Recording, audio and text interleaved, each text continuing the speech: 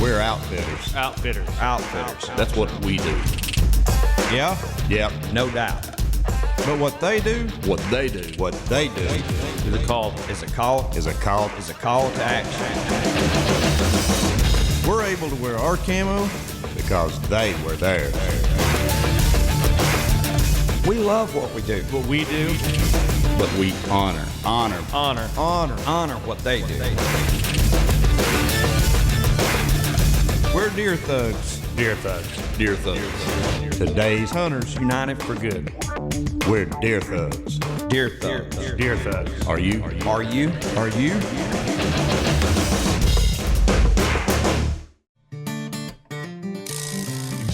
Here we go again, deer hunting in September.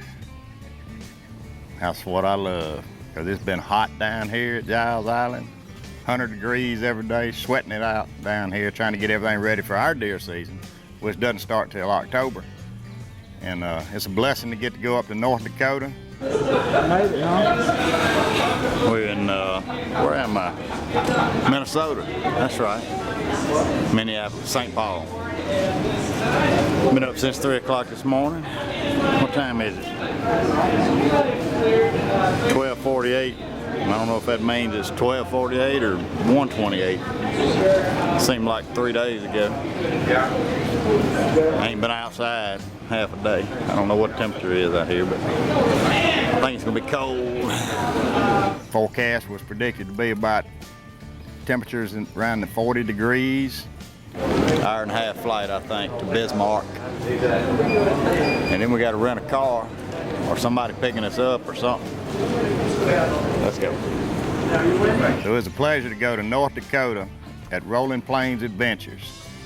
And the owner and my guide was Jeremy Doan.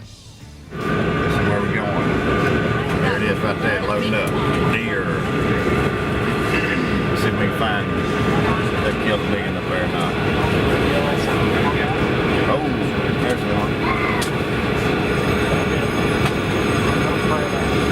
They have killed one big deer up there, I know that. We'll see if we can find one of them. Big Northern Plains sad daddy.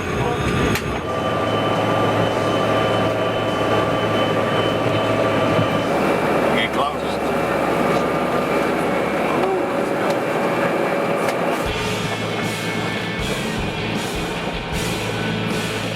Wide open country. As soon as I got up there, I realized what I was going to be hunting over. Sunflower fields. Never seen anything like that. So this is like a cover crop mix. There's 12 different varieties in that, designed strictly for pheasant hunting. Yeah. See a lot of sunflower. Right. And then we got sunflowers and then corn. We'll do a lot of variety. They raise sunflowers like we raise soybeans back here. And the deer are in them. He said that's where we're going to be hunting.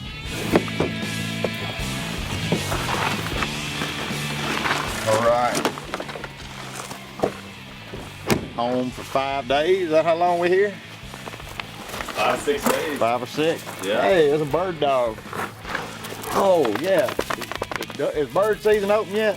Not for a couple weeks. Oh, damn. Sit in a sunflower field on a lawn chair and get your limit. Yeah. That sounds great. Well, We're here, huh? what are we doing this afternoon? I would prefer if you guys get out in the stand. You want us to go hunting? Yeah, I do. Well, It's a good night. We can't wait for the other field producer to get here. That's supposed to be your man. Sure. But I'll give you my man this afternoon if you want to go. No, you got the first spot. I got one picked out for you. I want you to make it happen. Okay. All right. Well, you got to show us to a bedroom where we can get Absolutely. out I'll of these help street clothes you and into some carry Mossy in Oak. some gear. All this one inside. Yeah. Unfortunately, we got to carry it all in there. Looking forward to getting in the tree out there in a new environment. Go hunting. Let's go hunting.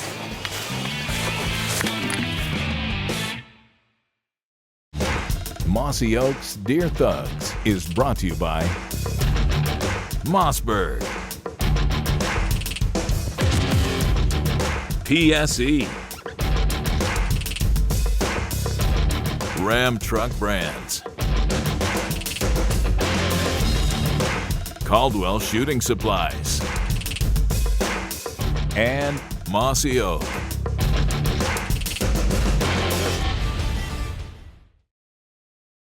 Section 1, question 1. All right, brother man, how do you scout an area long enough to pick a stand site without, you feel like you're blowing deer out of the air? What's kind of your routine? You know, that's a pretty open-ended question. Justin Akins, Canadian River Hilton. As far as at home, trail cameras are such a critical thing. You could get in there, put your trail cameras up, let them do your homework for you, and you know what them deer are doing at night, you know what they're doing in the daytime, you know the exact times they're through there, and trail cameras are just a big key to my scouting. That's awesome.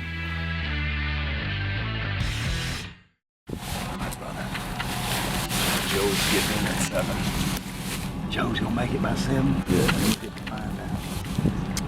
Nice day went. He should have been here 3 hours ago. Right, we'd both be hunting. Yeah, man, you'd be hunting. I tell you, you can take him. You want? We can swap out. No, you're good. You All shoot right. that big one. All right. Appreciate it, man. Good luck. Thank you. Go. We were gonna be hunting on the edge of these sunflower fields and getting on what few trees they have. They don't have many trees out there. The sun's shining. It's not quite as cold. But this right here back home, the first bluebird day after the front, is the best day back home. So, I'm looking forward to seeing what comes out here. We got here plenty early. Probably wasn't there 45 minutes. Been looking at these sunflowers, you know, for a day and a half now. I look out there and all of a sudden there's a buck standing in a little open spot in there. And his hook is the one we wanted to kill. There's a buck right down the line there. Right down on the edge of the sunflowers. That's a good deer right there.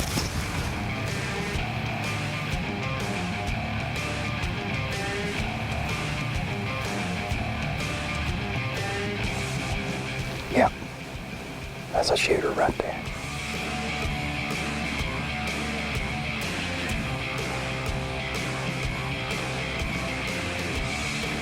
He's about 5 yards inside the sunflower there.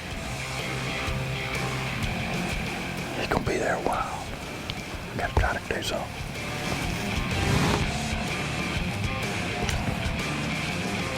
Watch him.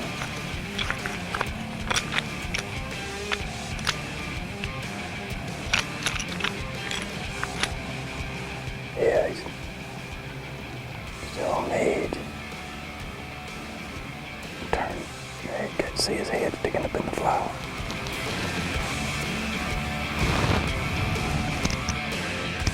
Get him one time.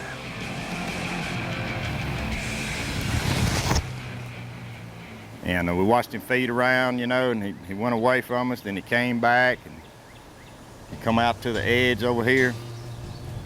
Instead of coming our way, he went the other way.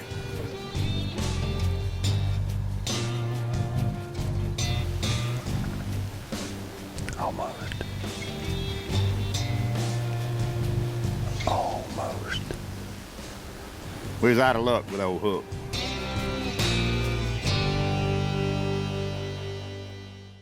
Section 2, question 1. When is best time to kill an old mature buck? First few days of the season or during the rut? Pick of the rut. First few days, if I'm hunting my own dirt. Rut, if I'm on the road. Peak of the rut. My world, first couple of days of season, if you've done your homework right. Mossy Oak's Deer Thugs is brought to you by Quaker Boy, Moultrie Feeders, Ram Truck Brands, Allen Company, and Mossy Oak. Section 1, question 1.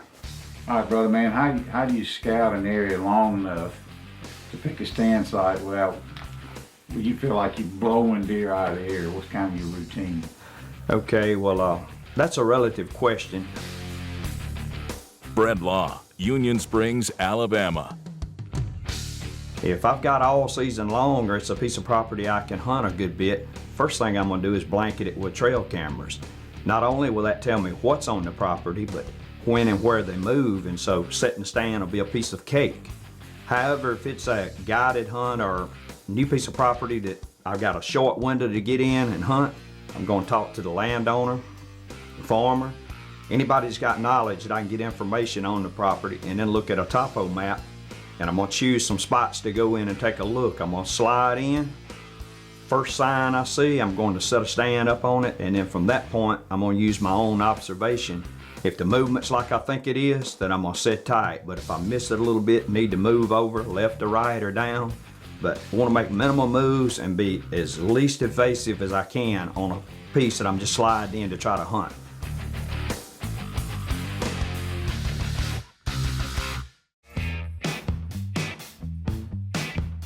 After we'd been sitting in the tree stand for a little while, it was starting, getting that golden light, and you always climbing the stand early, and there's mosquitoes flying around and all that good stuff, and it's just kind of a waiting game.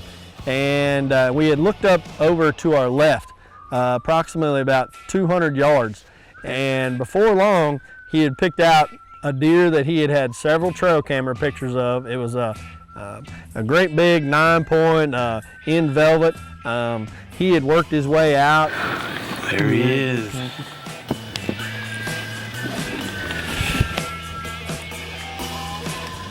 Wow. Good buck. Yeah. And it was just like they read the script. I don't know that it could have been any more picture perfect. This is when it's fixing to get going. When he gets down in this gully and then he walks right up beside this trail camera. Yeah. It was a really fun trip, and up until one point, we were reviewing the footage, just like we always do. Everybody in camp gathers around on the couches, and we watch the successful bow hunt from the night before, and everybody's just in a good mood because we're reliving everything. And for some odd reason, I don't know if it was the battery whenever it went dead in the camera that it did something to the CF card, but it wouldn't read the card. And at that point, it's the toughest feeling in the world, being a field producer. And it's something that we don't encounter from very often. It's sad to say that it did happen on this trip. Hey, that's right there, buddy. There he is. All right. Oh yeah. He's done. Wow. Oh man. He's buried up.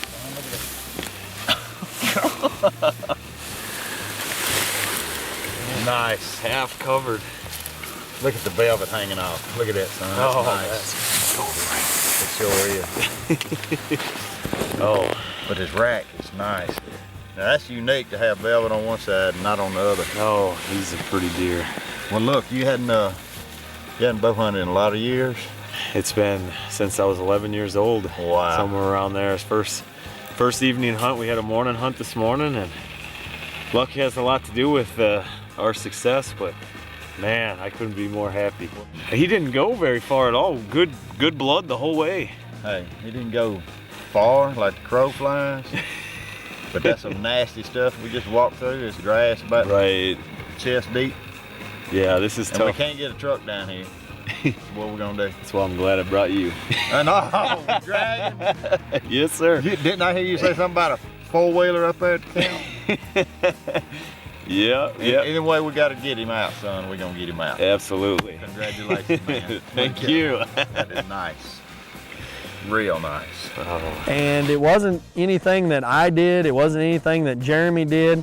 It was just one of those things that happens every 50 years. And when you deal with electronics, stuff can go wrong from time to time. I hope down the road we can continue this relationship with Jeremy and his family. all of their clients at Rolling Plains. They definitely run one of the best places in the country when it comes to any kind of hunting. And if you want to, you know, book a North Dakota whitetail hunt, a pheasant, or a waterfowl hunt, I would suggest you get on there, check out their website, because when you go to Rolling Plains Adventure, you are definitely in for a treat.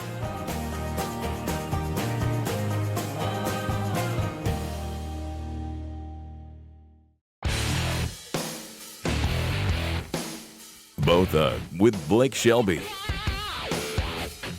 James Riley wants to know, what's the perfect size hunting vein for your setup? Well, James, there's a lot of options out there, and people have their preferences. You know, one thing that you'll notice is that a lot of people have gone to shorter veins, blazer style 2-inch veins. And with the mechanical broadhead, those can be very, very effective. Because of the geometry of some of these 2-inch veins out there, they give similar stabilization to what 4 and 5-inch veins used to get. James, one thing to remember, there's 2 ways to stabilize an arrow. You drag stabilize it, or you spin stabilize it. Most people are doing a combination of both. When you look at your veins, a lot of times if you've got a big fixed blade broadhead, it's going to take more drag and more surface area to stabilize and spin that arrow. So what you're going to need to do is go to bigger veins and maybe even more of them. Feathers will give you even more drag. So there's a lot of different options out there. The disadvantage to going super big is that it slows your arrow down at long range. Your point of impact from going from a 2-inch vein to a 4-inch vein may be 6 inches lower when you're at 40 or 50 yards. So you've got to consider that. What's it going to do downrange? These new veins have a lot of upside. They stabilize the arrow well, and they maintain their energy downrange. So for expandable broadheads and most fixed blade broadheads, you can get really good arrow flight by using these shorter veins, and I believe that's why so many bow hunters have gone to a 2-inch vein. Bow Thug is brought to you by PSE, Experience Performance.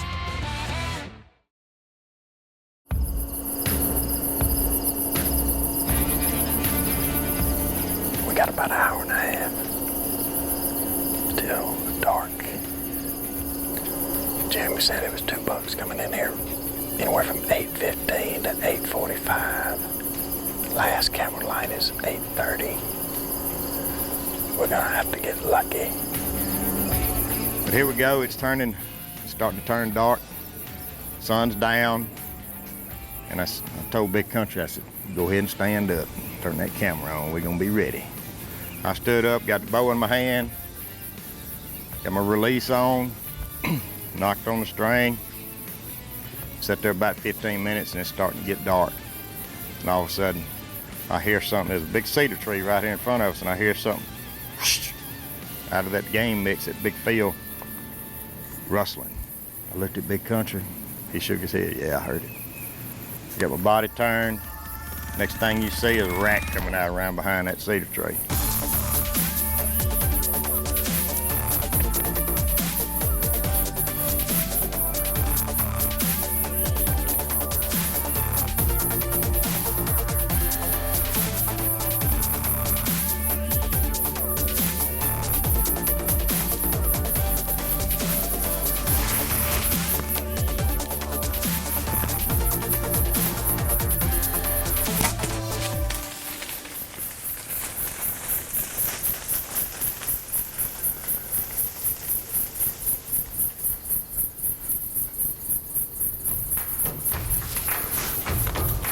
What do you think?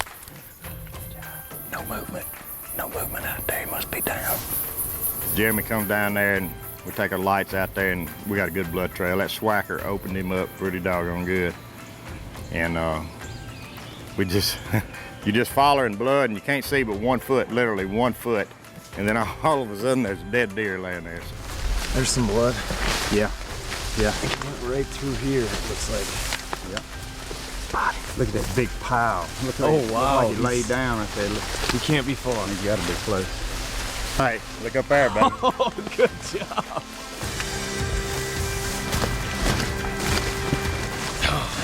Yeah.